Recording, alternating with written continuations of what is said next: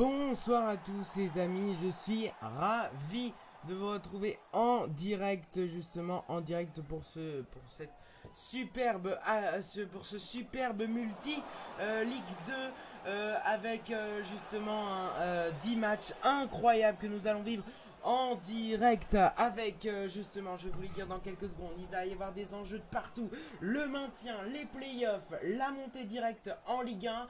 Je vous ai fait des tableaux, en voulez-vous, en voilà, pour justement savoir quels sont les véritables enjeux avec 9 équipes qui ont un enjeu ce soir, et ça va être très intéressant de suivre tout ça. Alors, les matchs que nous allons vivre ce soir, c'est Caen, Clermont, Châteauroux, AC Ajaccio, Dunkerque, Toulouse, Grenoble, Rodez, Le Havre, Troyes, Nancy, Amiens, Niort, Guingamp, le Paris FC affrontera Chambly, Pau affronte Valenciennes et Sochaux affronte Auxerre. Le multi démarre dans un peu moins de 40 minutes, dans 37 minutes, hein, vous avez le temps en haut à gauche justement. On va pouvoir suivre tout ça en direct, et même je vous ai prévu match par match, vous verrez toutes les compos justement avant le coup d'envoi. Enfin, on essaiera de tous les faire parce qu'on a 20 compos et ça va être chaud niveau timing, mais ne vous en faites pas, on se réservera un quart d'heure à la fin pour faire un rappel de toutes les compos. D'abord, bien évidemment, ce qui nous intéresse, t'as mis un classement, bonsoir, mais tu vas trop vite, Mathis, tu vas trop vite. Comment ça va, Mathis? Et justement, oui, on va voir le classement maintenant pour découvrir tous les enjeux de cette soirée, et ensuite on verra les différentes options en fonction de chaque équipe. Allez, eh bien ça va très très bien, mon Mathis. Très heureux de vous retrouver pour mon retour, justement, un petit mois et demi, hein, parce que quand même j'avais repris lors du Final 8 de la Ligue des Champions, et depuis je ne m'étais pas arrêté. Je me suis arrêté en avril justement pour faire une pause, et heureusement il y a eu le confinement, du coup j'ai bien pu me relâcher tranquillement, mais j'ai pu apporter des modifications, et justement on va pouvoir suivre tout ça, notamment pour ce multi Ligue 2. Allez, le classement sans plus tarder. Donc le classement de cette Ligue 2. Donc vous avez donc le classement alors pas en direct bien sûr. Avec premier 3 qui a validé sa qualification en Ligue 1 et est donc champion de Ligue 2. Mathématiquement c'est impossible de rattraper. Ensuite, premier enjeu, c'est pour la deuxième place. Alors Clermont est en ballottage très très favorable, et Toulouse est 3 points derrière. Donc l'objectif est très simple pour Clermont, c'est un match nul et ça suffit, parce que alors il y a une différence de but de moins 8, et malgré tout, à moins qu'il y ait une catastrophe incroyable, Clermont perd 4-0 et Toulouse gagne 5-0, et bien normalement ça devrait rester comme ça si les deux équipes s'imposent ou font match nul. Enfin bon, bref, enfin même si Toulouse s'impose et que Clermont perd, si il n'y a pas de catastrophe, et bien normalement Clermont sera bien en Ligue 1 la saison prochaine. Ensuite, c'est maintenant les playoffs qui vont être très intéressants à suivre. Quatrième, nous avons Grenoble 62 points, le Paris FC 5e 61 points, et Auxerre 6e 59 points. Sachez que tout peut être renversé, c'est-à-dire que Grenoble peut très bien être hors du top 5 ce soir, et Auxerre peut très bien être dans le top 5 ce soir. C'est notamment au vu de la différence de but, puisque la différence de but, Grenoble a une différence de but à plus 13, le Paris FC a une différence de but à plus 15, et Auxerre a une différence de but à plus 20. Donc c'est Auxerre qui a l'ascendant quand même. Et c'est-à-dire que Grenoble, ça va être compliqué pour eux, parce que c'est eux qui ont le plus à perdre finalement, alors que Auxerre a tout à gagner. Ensuite, on se dirige vers le bas du classement. Alors entre-temps, bon, il y a Sochaux, 51 points, 7ème, Valenciennes, Nancy, Amiens, AC Ajaccio, Guingamp, Le Havre, Rodez, voilà, à la 14e place. Voilà pour tout ça. Et donc... salut, qu'est-ce qu'il y a mon son? Qu'est-ce qu'il a mon son? Il est... On m'entend pas? Attends, je vais m'écouter. Ah non, j'ai pas branché. On m'entend pas? Attends, je vais augmenter mon son si tu veux. J'augmente mon son. Là, tu m'entends mieux? Ou peut-être que je parlais pas bien dans le micro. Hop, voilà. Normalement, tu m'entends mieux là, Mohamed, ou pas? Dites-moi si vous m'entendez mieux, j'ai pas mon retour là. Donc dites-moi si vous m'entendez mieux. Normalement vous devez mieux m'entendre normalement. Parce que moi dans mon retour ils me mettent qu'on m'entend. Donc ouais. Cela ne bug plus. Non, ça ne bug plus. Hop, non, c'est bon, c'est reparti les amis. Hop. Excusez-moi, donc bug de mon OBS. Donc je vais m'approcher du micro, les amis. Ne vous en faites pas pour ça. Je vais m'approcher du micro. Là, normalement, là, je suis bien. Là, je suis dans le jaune, donc ça veut dire qu'on m'entend plutôt bien. Donc, je vais m'approcher donc de la 15e place. À partir de la 15e place, c'est là que ça va devenir palpitant. Puisque, alors, j'ai mis donc dans ceux qui jouaient le maintien les Chamois Niortais, Dunkerque, Caen et Chambly. Je n'ai pas mis Pau. Pourquoi? Parce que la différence de but est beaucoup trop importante par rapport au reste, hein. C'est-à-dire que il y a vraiment quasiment aucune chance que Pau soit relégué ou même barragiste. Voilà. Donc on verra à l'issue, mais il y a quasiment aucune chance parce que la différence de but est beaucoup trop est bien meilleure pour les Palois que par rapport au reste. Par contre, là ça va être palpitant. Chambly, Caen, Dunkerque et les Chamois se tiennent en 3 points. Il faut savoir que l'équipe qui a la plus mauvaise différence de but, ce sont les Chamois. Donc c'est à dire que, imaginons, Dunkerque, Caen et Chambly s'imposent ce soir, les Chamois sont 19e ce soir. C'est pour vous dire, et que les Chamois s'inclinent, eh bien ça va être très compliqué. Mais en même temps, du côté des Chamois, il ne faut qu'un nul pour être qualifié, donc pour être maintenu. Donc ça va être intéressant à suivre tout ça. Donc voilà les amis pour le classement de la Ligue 2. Un petit point sur le classement des buteurs. Quand même, le classement des buteurs, eh bien, donc le top 20, c'est moi. Donc le top 20 avec justement donc Bayo 21 buts, Le Bihan 19 buts, Tousgar 15 buts, Bas 14 buts notamment. Sinon Biron 12, Dugimon 12 également. Et ensuite on défend jusqu'à Chokunte 8, Adli 8, Courté 8 et Bonnet 8. Voilà pour le top 20 du classement des buteurs. Sachez que c'est pas très élevé quand même le classement des buteurs. Il n'est pas très impressionnant quand même. 21 buts quand même, le plus gros total en 37 matchs. Ça reste quand même pas énorme. On fait un point sur le classement des passeurs les amis. Voilà, hop. Et donc le classement des passeurs, donc avec quand même deux Auxerrois qui sont dans le top de 20 d'ailleurs, ouais, puisqu'on a également Le Bihan, mais il faut savoir qu'au total, eh bien ça fait 28 passes décisives quand même entre Autrey, Saki et Le Bihan, c'est quand même vraiment pas mal du tout.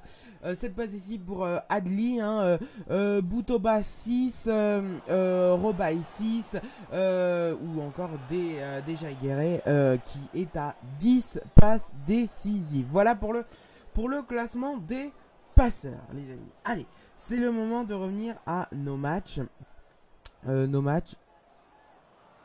Voilà, nos matchs justement, nous sommes à une demi-heure du Multiligue 2 et c'est le moment de voir les premiers scénarios. Qu'est-ce qui va être envisagé certainement aujourd'hui, ce soir en direct. Eh bien on va commencer déjà par le haut du tableau. On va commencer par Clermont et Toulouse. C'est très simple, hein. Donc Clermont est en Ligue 1, donc Clermont est deuxième, Toulouse est actuellement troisième, 3 points d'écart entre les deux équipes. Donc Clermont ne doit pas perdre contre Caen. Alors j'ai oublié de mettre Caen, mais ils ne doivent pas perdre contre Caen. Si Clermont était amené à perdre, il faudrait que Toulouse ne gagne pas pour que Clermont soit en Ligue 1. Et Clermont est en Ligue 1 si Toulouse, s'ils perdent et que Toulouse gagne, mais ne comble pas la différence de but avec 8 buts, moins 8 d'écart entre les deux équipes.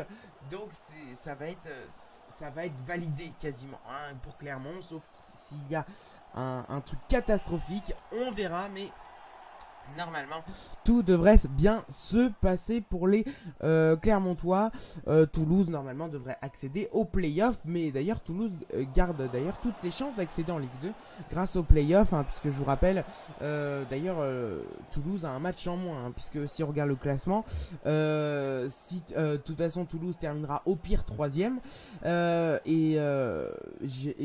Faut savoir que pour les playoffs, le 4ème joue contre le 5ème. Et le gagnant de ce match-là, affrontera le 3ème. Et le gagnant de ce match-là affrontera le 18ème de Ligue 1. Donc voilà comment ça se passe le classement. Donc actuellement Nantes, quoi. C'est pour vous dire. Playoff contre le 18ème. Exactement, Mohamed. Donc voilà pour voilà pour Clermont.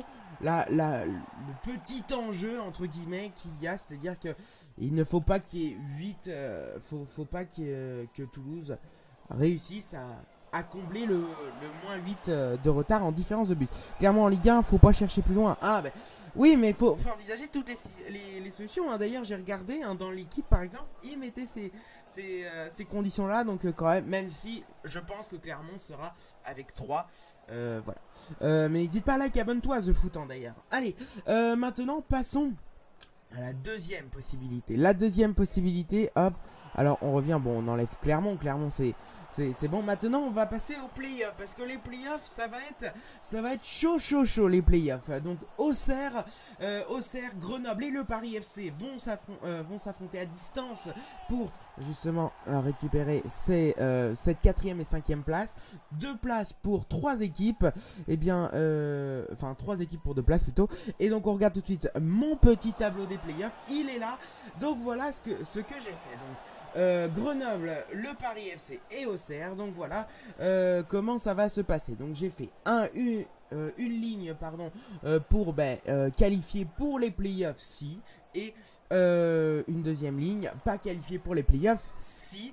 Et faut savoir que juste en dessous des logos des équipes, sur la première ligne, j'ai mis également leur différence de but parce que ça va énormément compter également cette différence de but. Donc voilà, Grenoble est 4ème, 62 points, différence de but de plus 15.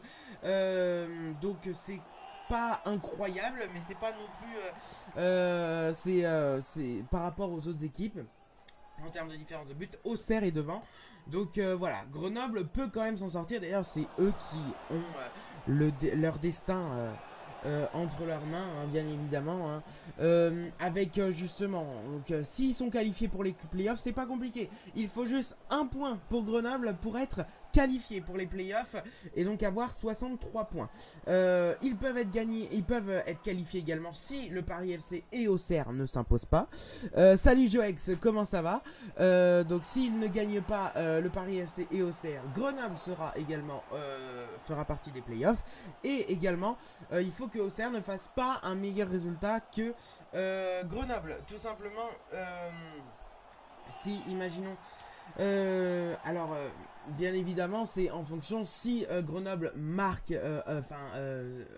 obtient un point à l'issue de cette journée, ils seront qualifiés. Mais si, imaginons, ils perdent et que Auxerre gagne, dans tous les cas, Auxerre sera dans le top 5 et sera donc qualifié. Donc ça change énormément de choses. Là-dessus. Salut, donc je vois que ça passe sur Radio RMC. En tout cas, si tu veux voir le multiplex, il est sur Beansport. C'est pas si simple. Et non, c'est quand même très complexe ces playoffs. Parce que tout le monde peut être qualifié et tout le monde peut ne pas être qualifié. Donc ça va être très intéressant à suivre. Grenoble ne sera pas qualifié dans les playoffs si, Grenoble, il faut qu'ils perdent, quoi qu'il arrive. S'ils ne sont pas qualifiés pour les playoffs, ça voudrait dire que Grenoble aura perdu. C'est aussi simple que ça. Et que dans le même temps, la JOCR et le Paris FC gagnent. Voilà, il faut qu'il y ait ces deux conditions-là. Ensuite, il y a une deuxième possibilité. Si Grenoble perd avec 2 buts ou plus et que le Paris FC pourra à ce moment-là eh bien justement se contenter d'un match nul. Et Auxerre, eh bien, il faudra qu'il gagne. Et alors, eh bien, Grenoble sortira de ce top 5. Pour le Paris FC, ouais, c'est trop serré. Mais attends, The Foutan, je te le dis, pour le maintien, ça va être encore plus compliqué. Le Paris FC, donc 61 points, 5ème, différence de but de plus 13. Il faut que le Paris FC gagne. Il faut que de l'autre côté, le Paris FC gagne. Ensuite, deuxième possibilité, eh bien, il faut que la Auxerre ne gagne pas et le PFC sera qualifié. Ou alors que Auxerre ne fasse pas un meilleur résultat que le Paris FC. Ensuite, si le PFC ne se qualifie pas pour les playoffs, eh bien il y a une possibilité, c'est que le PFC ne s'impose pas et de l'autre côté la Auxerre gagne. Et là ça voudrait dire que la Auxerre aura réussi son coup. Et d'ailleurs je pense que ça c'est le scénario que je privilégie, je pense, parce que c'est le scénario le plus simple, c'est-à-dire que le Paris FC fasse un match nul